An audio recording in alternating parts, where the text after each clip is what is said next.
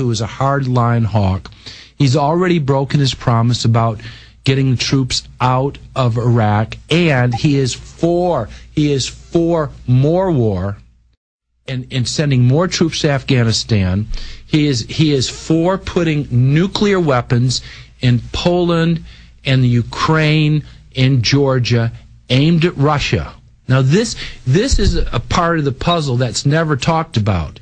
And I'm not pro-Russian, but I can understand why the Russians have a burr under their saddle, because if the Russians were pointing nuclear weapons at us, we would be very upset.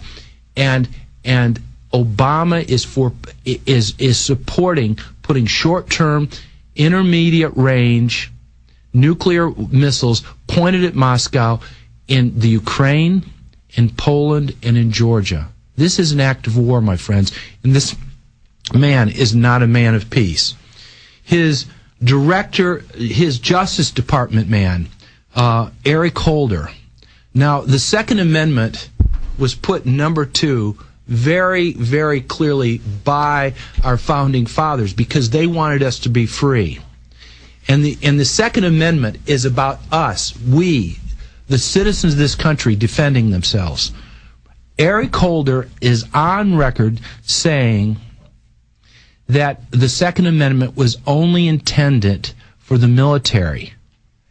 Obama clearly is first going to go after the ammunition, and then he's going to go after the weapons. And these weapons are what keeps us free. I am, my mentor, the person I read more about than anybody else is Mahatma Gandhi. I go to India every year. I believe in Satyagraha. And even Gandhi said, it is better to join the army and die fighting for your country than to be a coward. And I don't think that we don't want to go into violence right now. That would play in the hands of the power elite.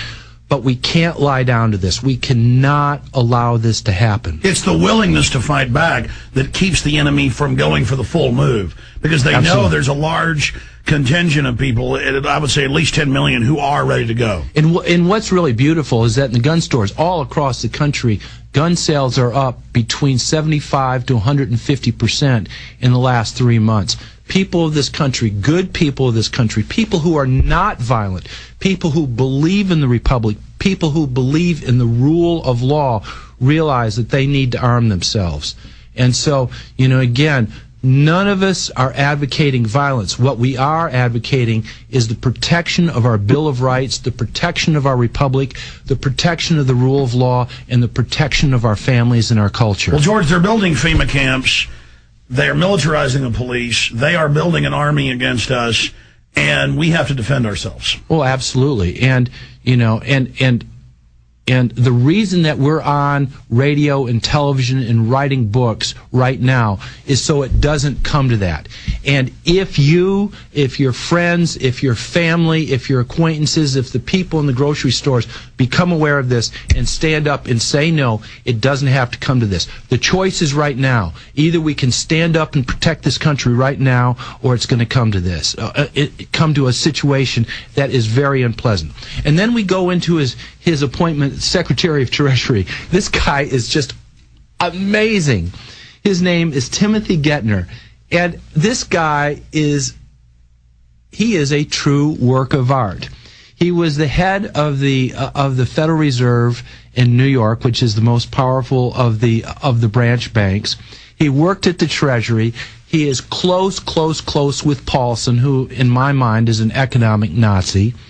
He worked at the IMF, but he was also not just a member of, but a paid employee of the Council on Foreign Relations. You talk about, saying the fox has been hired to guard the hen house is such a lame analogy. We're talking about the criminals who created this situation: Paulson, Geithner, Goldman Sachs, J.P. Morgan, Citibank, Chase, the whole group of them, with the epicenter at Goldman Sachs and J.P. Morgan, who created the structured investment vehicles, who created these toxic waste, who created these derivatives, who made millions and billions, in some cases trillions on the way up, looting the American treasuries, looting the value of this country, are now making even more on the way down. And this guy, the fact that there is not more outrage about this is just amazing. Number 4, Secretary of State, Hillary Clinton. Hillary Clinton, Secretary of State. And I remember 15, 16 years ago, I was writing a book called Common Sense, and one of the chapters was about the Clintons. And I went up to Arkansas, and I'd heard a lot of rumors about what the Clintons had done in Mena, Arkansas, and I know that that Alex has talked about Mena, Arkansas hundreds of times here, and I just didn't believe that the not shenanigans, because it's not shenanigans, it's cold-blooded murder. A lot of it's on record. Yeah, it's absolutely on record. Is that there are 90, and you can look this up on the web.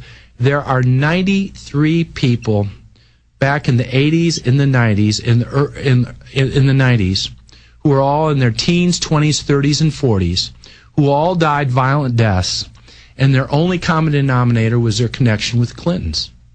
Now, the potential for this not to be connected is 4.5 billion to 1.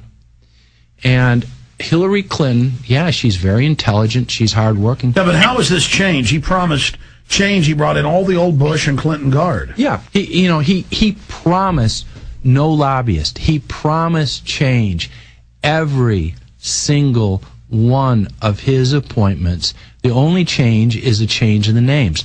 They're all members of the Council on Foreign Relations. Most of them are members of the Bilderberg. They are all the status quo from the 1990s.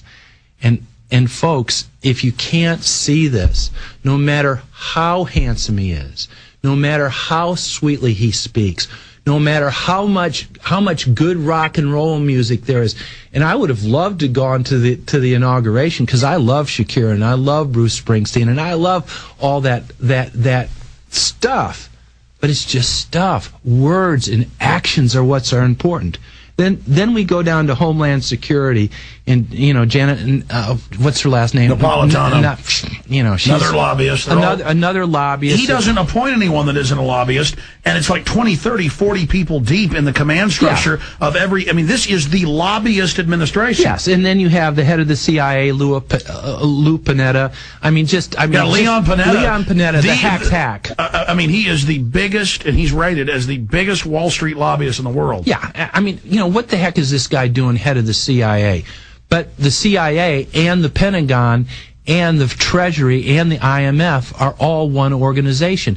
These folks are the power elite mafia.